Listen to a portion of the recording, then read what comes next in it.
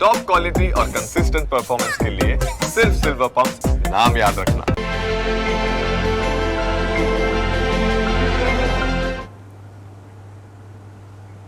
ગુજરાત સહિત દેશભરના ખેડૂતો માટે અહીંયા ખુશીના સમાચાર છે। ભારતમાં વિધિવત રીતે ચોમાસાનું આગમન થયું છે।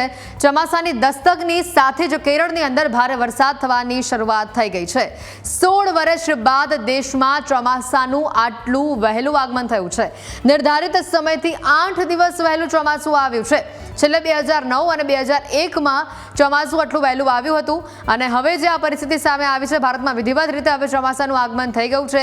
કહેવામાં આવે છે કે કેરળમાં ચોમાસાનું આગમન થઈ જાય એના 15 દિવસની અંદર ગુજરાતમાં પણ ચોમાસાની એન્ટ્રી થઈ જતી હોય છે। ત્યારે જે પરિસ્થિતિ બની રહી છે, કેવો માહોલ છે તે પણ આપણે જાણીશું। થોડી જ વારમાં અંબાલાલ પટેલ આપણી સાથે અહીંયા સીધા જોડાશે અને આ ચોમાસું કેવું રહેશે, ગુજરાત માટે ચોમાસું કેવું રહેશે, સમગ્ર દેશ માટે ચોમાસું કેવું રહેશે તેની વાત આપણે તેઓની સાથે કરીશું। પરંતુ અલબત્ત અહીંયા તમામ લોકો માટે, ખાસ કરીને ખેડૂતો માટે સૌથી મોટા અને રાહતના સમાચાર છે। ચોમાસાનું વિધિવત રીતે આગમન થઈ ચૂક્યું છે। 250 सौराष्ट्र कोस्ट में और इधर भरूच को छोड़ा है नेक्स्ट डे में। और अभी जो पोर्ट वार्निंग है, जो सिस्टम का बात बता देते हैं। कल का जो वेलमार्क लो प्रेशर सिस्टम था, जो साउथ ऑफ कोंकण कोस्ट के साउथ कोंकण कोस्ट के पास था ऑफ, वो आज डिप्रेशन 5:30 आवर्स IST में डिप्रेशन बन गया है और उसका स्लोली मूवमेंट ईस्टवर्ड है। आज नून में लैंड क्रॉस करने का पूर्वानुमान दिया गया है। ये आपका जो क्रॉस करेगा, ये जो डायरेक्शन है likely to move nearly eastwards, cross south Konkan coast between Ratnagiri and Dapoli as a depression by noon today 24th May। and जो मानसून ऑनसेट के बारे में बता देते हैं। आज पहले बता दीजिए कि पोर्ट पर कौन से वार्निंग का सिग्नल? हाँ, पोर्ट में आज DC1 सिग्नल होस्ट किया गया है और फिशरमैन भाई के लिए अगले 5 दिन तक शिपिंग प्लस आपका जो मछुआरी भाई का वार्निंग है, इसमें नहीं जाने का बोला गया है।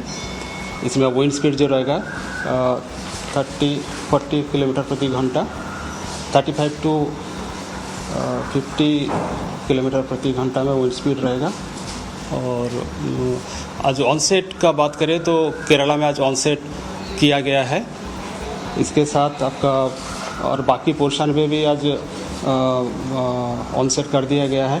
इसमें जो एरिया आ रहा है, south Arabian sea, some parts of west central and east central Arabian Sea, entire Lakshadweep area, Kerala, Mahe, some parts of Karnataka, remaining parts of Maldives, Comorin area, many parts of Tamil Nadu, remaining parts of southwest and east central Bay of Bengal, some parts of west central and north Bay of Bengal, and some parts of Mizoram today। इसके हिसाब से आगे भी मतलब monsoon आगे बढ़ने का भी स्थिति जो है, आगे बढ़ने का संभावना है हमारा अरेबियन सी में। ये स्टेटस है आज की। सर, IPL के दौरान कैसा रहेगा? अभी IPL का दौरान जो फोरकास्ट हमने बताया, लाइट टू मॉडरेट रेन रहेगा अगले। તો જે પ્રકારના આ દ્રશ્યો આપણે જોયા 2001, 2009 અને હવે આ 2025નું વર્ષ પણ નોંધાઈ જશે કે આટલું વહેલું ચોમાસું આવ્યું છે। અંબાલાલ કાકા આપણી સાથે અહીંયા જોડાઈ ગયા છે અને તેઓની પાસે જ આ વર્ષનું ચોમાસું કેવું રહેશે તેની માહિતી મેળવીએ। અંબાલાલ કાકા, આપનું પહેલા તો ખૂબ ખૂબ સ્વાગત છે ન્યૂઝ કેપિટલમાં। જી, આભાર આપનો। બિલકુલ, તો જે પ્રકારની પરિસ્થિતિ અત્યારે સામે આવી છે અને આટલું વહેલું ચોમાસું, જે પ્રકારની આગાહી સામે આવી હતી કે વહેલું ચોમાસું આવશે, પરંતુ આગાહી કરતાં પણ અહીંયા તો 8 દિવસ વહેલું ચોમાસાનું આગમન થઈ ગયું છે। કેવી રીતે જુઓ છો ભારત દેશ માટે અને ખાસ કરીને ગુજરાત માટે આ વહેલું ચોમાસું કેવી પરિસ્થિતિ લઈને આવશે, કેવા સારા સમાચાર લઈને આવશે?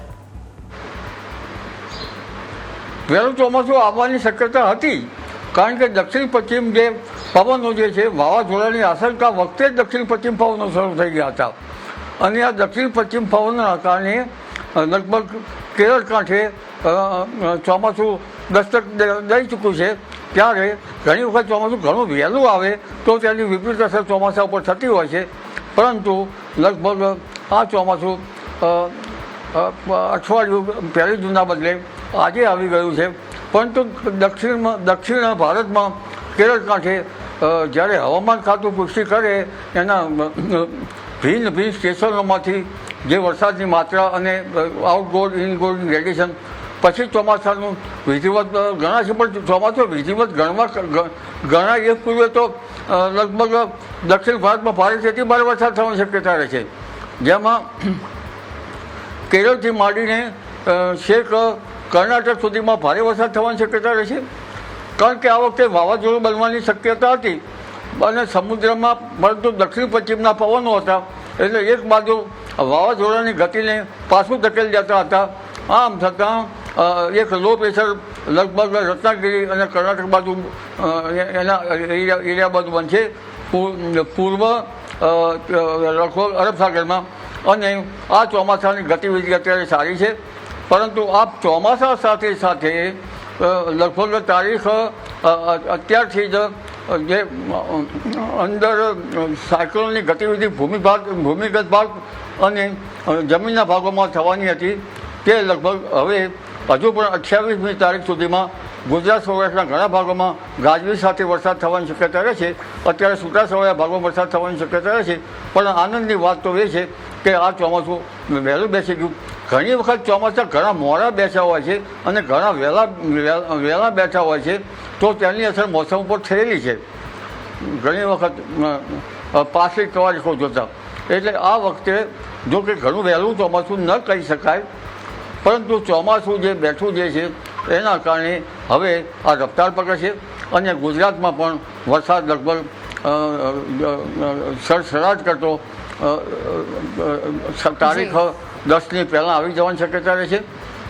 જી બિલકુલ કાકા, એટલે આ વખતની જે પ્રકારની પરિસ્થિતિ છે અલ્નીનોની અસર કોઈ અહીંયા દેખાઈ રહી છે કેમ?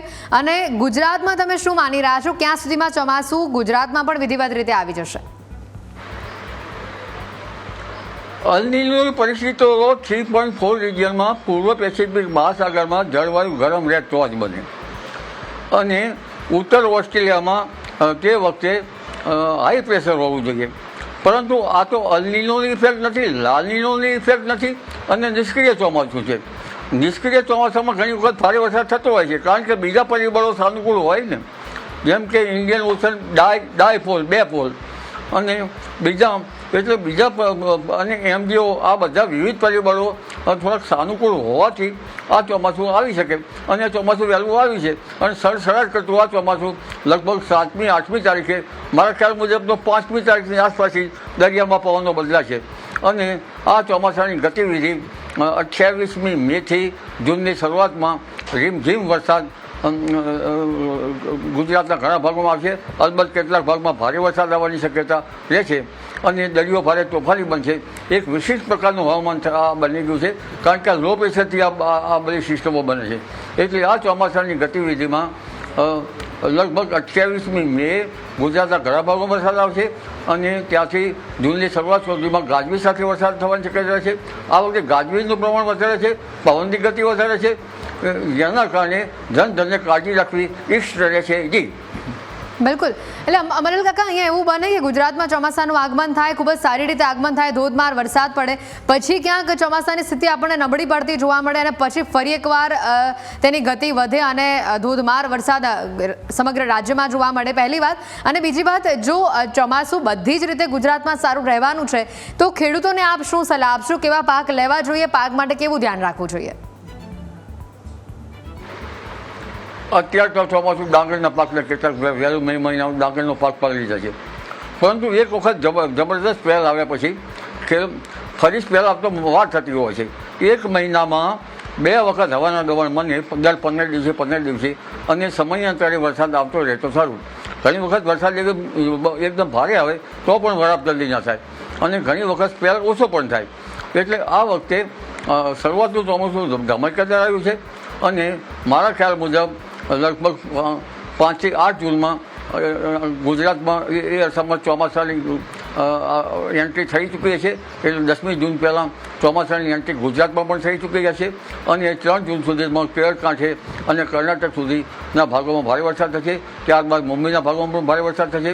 પરંતુ એકાએક મુંબઈ અને ગુજરાતમાં એક સાથે ચોમાસું આવી જવાની શક્યતા રહે છે અને ખેડૂતો માટે એ સલાહ છે કે 7 કે 8 જૂન વચ્ચે મૃગશિર નક્ષત્રમાં દરિયામાં પવનો બદલાશે અને પવનની ગતિ વધારે રહે છે.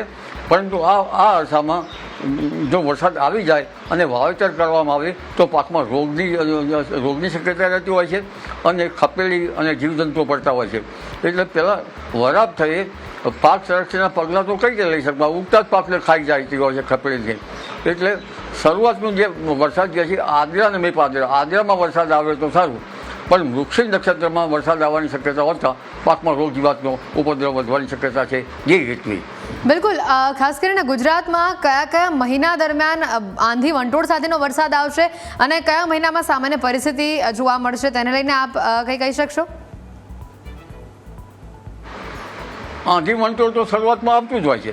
હમણાં જ આંધી વંટોળનું પ્રમાણ વધવાનું છે. ડે ટુ ડે આંધી વંટોળ આવશે અને લગભગ સામાન્ય પવન સાથે 20 કિલોમીટરના અને ગસ્ટિંગ વિન્ડ લગભગ આંચકાના પવનો 35 થી 50 કિલોમીટરના ઝડપના ફૂંકાવાની શક્યતા છે. દરિયામાં તો એનાથી ભારે ફૂંકાવાની શક્યતા છે. એટલે લગભગ 8મી જૂન પહેલાં અને આમ જોવા જાય તો 15મી જૂન પહેલાં આંધી વંટોળનું પ્રમાણ વધારે આવશે અને પછી દરિયામાં વાવાઝોડાની પ્રક્રિયા લગભગ ઓછી બનતી હોય છે કારણ કે સી ટેમ્પરેચર ઘટી જતું હોય છે. જેવો વરસાદ થાય અને લગભગ 15 જૂન આસપાસ કે તેની આસપાસ ત્યાર પછી દરિયાનું ટેમ્પરેચર જે છે એ ઘટી જતાં વાવાઝોડા થતા નથી. અલબત્ત કદાચ જો ગરમી રહી શકે કારણ કે સૂર્યની ક્રાંતિ વધતી હોય છે એટલે 15મી જૂન સુધી તો ગરમી રહેતી હોય છે. પણ એટલે 15મી જૂન પહેલાં દરિયામાં વાવાઝોડા બનવાની શક્યતા ગણી શકાય અને ત્યાર પછી જ્યારે સેચ્યુરેટેડ હવામાન થઈ જાય પછી બની શકે નહીં.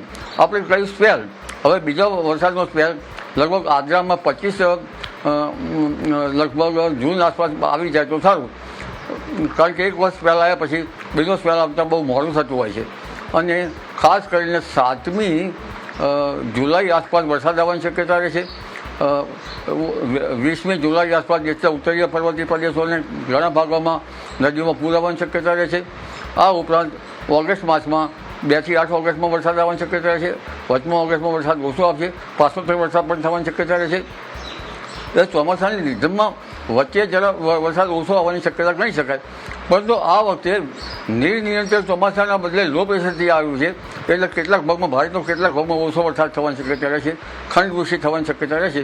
પણ ચોમાસા અંગેની મૂંઝવણ હાલ તો દૂર થઈ હોય તેમ જણાય છે અને ખેડૂત ભાઈઓએ વરાપ થઈ વાવણી જરા કરવી સારી રહે, પણ આ પહેલાં શેઢાપડા સાફ કરવા જોઈએ કારણ કે જીવાત જે છે 8મી વહેલો વરસાદ આવશે એટલે જીવાત બહાર આવશે અને ઊંડી ખેડ કરી કોશેટા વગેરે ના સહિતા તો સારું, પણ ખેડ કરવાનો ટાઈમ મળે તો સારું. બાકી તો વહેલા વરસાદથી જીવજંતુનો ઉપદ્રવ થતાં કૃષિ પાકો ઉપર તેની અસર વધારે થતી હોય છે અને માત્ર દાંડી જ રાખતા હોય છે અને પાન વગેરે ખાઈ જતા હોય છે જીવજંતુઓ. એટલે ખાસ કરીને ગુજરાત હેવી કેટેલ ના આવે કે બીજા જંતુ ના આવે એનું ધ્યાન રાખવું પડશે. જી બિલકુલ, અંબાલાલ કાકા આપ અમારી સાથે જોડાયા, અમારી ટીમ સાથે જોડાયા, આપનો ખૂબ ખૂબ આભાર. તો જે પ્રકારની આગાહી અહીંયા અંબાલાલ પટેલે કરી છે, અહીંયા વરસાદને લઈને આવનારા દિવસોમાં કેવો વરસાદ રહેશે, વિધિવત રીતે ચોમાસાનું આગમન કેરળમાં થઈ ગયું છે પરંતુ થોડા દિવસોની અંદર ગુજરાતમાં પણ ચોમાસાની એન્ટ્રી થઈ જશે.